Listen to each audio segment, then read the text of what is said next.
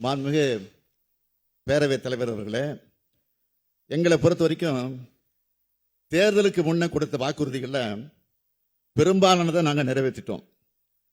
தேர்தலின் போது சொல்லாத பல திட்டங்களையும் செயல்படுத்தி காட்டியிருக்கிறோம். இன்னும் சில பாக்கி இருக்கு. மாண்புமிகு உறுப்பினர்கள் அதை வெளிப்படையாக சொல்றதை நான் உங்கள் முகத்தின் மூலமாக நான் பார்க்குறேன். இந்த 3 ஆண்டு காலத்தில் சுமார் 12,000 கோப்புகளில் நான் கையெழுத்து போட்டிருக்கிறேன். இத்தனை கோப்புகளை கையெழுத்திட்ட நான் இன்னும் சில கோப்புகளில் வேணும்னே கையெழுத்து போடாமல் இருப்பேனா? தலைவர் கலைஞர் அவர்கள் தன் பெயரை வச்சு ஒரு முறை சொன்னார், அரசுக்கு கருணை இருக்கு ஆனால் நிதி இல்லைன்னு சொன்னார். அதே நிலையில்தான் நாமளும் இருக்கிறோம். மாண்புமிகு பேரவைத் தலைவர் அவர்களே, நான் முன்பு சொன்ன பல்வேறு திட்டங்களையும் மிக மிக நெருக்கடியான சூழல் தான் நிறைவேற்றிட்டு இருக்கிறோம் என்பது மனசாட்சியுள்ள மாமன்ற உறுப்பினர்களுக்கு நன்றாக தெரியும். ஒரு பக்கம் 2011 முதல் 2021 வரையிலான 10 ஆண்டு கால பாதாளத்திலிருந்து தமிழ்நாட்டை மீட்டெடுத்திருக்கிறோம். இன்னொரு பக்கம் ஒன்றிய அரசானது தமிழ்நாடு அரசை தொடர்ந்து புறக்கணித்தும் வஞ்சித்தும் வருது. தமிழ்நாடு அரசு செயல்படுத்தி வரக்கூடிய பல்வேறு திட்டங்களுக்கு ஒன்றிய அரசானது மாநில அரசோட கொள்கைகளுக்கு எதிரான நிபந்தனைகளை விதிச்சு அரசு திட்டங்களை செயல்படுத்துறதுல சிரமங்களை உண்டாக்குறது மட்டும் இல்லாம அந்த திட்டங்களை முடங்குகிற சூழ்நிலையும் உருவாக்கி வச்சிருக்கு. ஒருங்கிணைந்த கல்வி இயக்கத்தின் கீழ் ஒன்றிய அரசிடமிருந்து வர வேண்டிய 2152 கோடி ரூபாயை இன்னும் நிலுவையில் இருக்கு.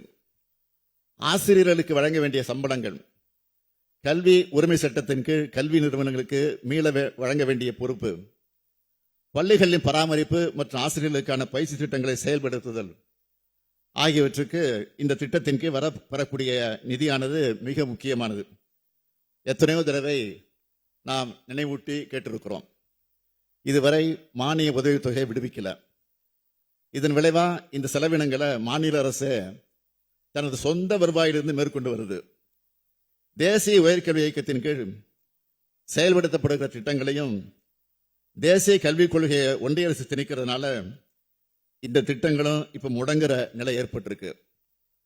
பெஞ்சல் புயல் ஏற்படுத்தி உள்ள பேரிடர்களை குறிப்பிட்டு தற்காலிக மற்றும் நிரந்தர நிவாரணம் மற்றும் மீட்பு பணிகளுக்கு 6675 கோடி ரூபாய் தேவைப்படும் மதிப்பீடுகள் செய்யப்பட்டு நிதி விடுவிப்பு கோரிக்கை ஒன்றிய அரசுக்கு அனுப்பினோம்.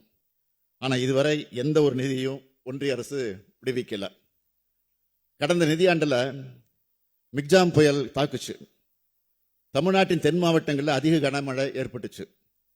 இந்த 2 பேரிடர்கள் தாக்கின பிறகும் மிக சொற்பமான 276 கோடி ரூபாயை அதுவும் 4 மாத தாமதத்திற்கு பிறகு ஒன்றிய அரசு அனுமதிச்சது.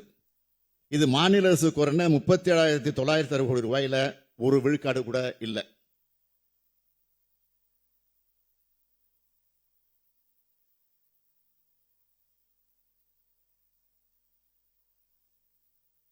ஒன்றிய அரசு வீடுதோறும் குடிநீர் என்ற திட்டத்தை வச்சிருக்கு. இந்த திட்டத்தின் கீழ் வழங்க வேண்டிய 4142 கோடி ரூபாயில 732 கோடி ரூபாயை மட்டும்தான் வழங்கியிருக்காங்க. நிதியின்மையானால திட்டங்களின் செயல்பாடு சுணங்கக்கூடாதுன்னு நாம தான் நம்ம நிதியை கொடுத்து இந்த திட்டத்தை செயல்படுத்திட்டு வரோம். ஒன்றிய அரசின் திட்டமான பிரதமர் நகர்ப்புற வீட்டு வசதி திட்டத்தின் கீழ் வழங்கப்படுகிற மானிய தொகையானது 2016 ஆண்டு முதல் இன்று வரை 1.5 லட்சம் ரூபாயாக இருக்கு. இந்த திட்டத்தை செயல்படுத்தி வர தமிழ்நாடு அரசானது ஒரு வீட்டுக்கு 12 முதல் 14 லட்சம் ரூபாய் தன்னோட சொந்த நிதி மூலம் மானியமாக கொடுத்து ஏழ்மை நிலையில் இருக்கக்கூடிய மக்களின் சொந்த வீட்டுக்கான கனவை நிறைவேற்றியிருக்கு. ஒன்றிய அரசின் இந்த திட்டத்திற்கு வழங்கப்படுகிற மானிய தொகையானது வீடு ஒன்றுக்கு 72,000 ரூபாயா 8 ஆண்டுகளுக்கு மேலா இருந்து வருது. ஆனால் தமிழ்நாடு அரசு ஒரு வீட்டுக்கு 1,72,000 ரூபாயை மானியமா வழங்கி வருது. ஆனா பேரு அவங்களோடது. இதுவே நம்ம அரசு செயல்படுத்தி வர கலைஞர் கனவு இல்ல திட்டத்தின் கீழ் மாநில அரசின் மானியம் 3,53,000 ரூபாய். ஒன்றிய அரசு தன்னுடைய திட்டத்துக்கு வழங்குற மானியத்தை ஒப்பிட்டா இது 5 மடங்கு அதிகம்.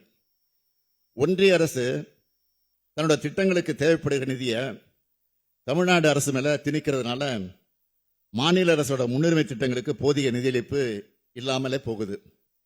இப்போ நான் சொன்னதில் இருந்த தமிழ்நாட்டினுடைய நிதிநிலையை நீங்க புரிஞ்சுக்கலாம். இத்தனைக்கும் இடையில தான் எல்லாத்தையும் சமாளிச்சு மக்கள் நல திட்டங்களை தீட்டி நிறைவேற்றிட்டு வரோம். செய்திகளை உடனுக்குடனும் துல்லியமாகவும் தெரிந்து கொள்ள சப்ஸ்கிரைப் பண்ணுங்க.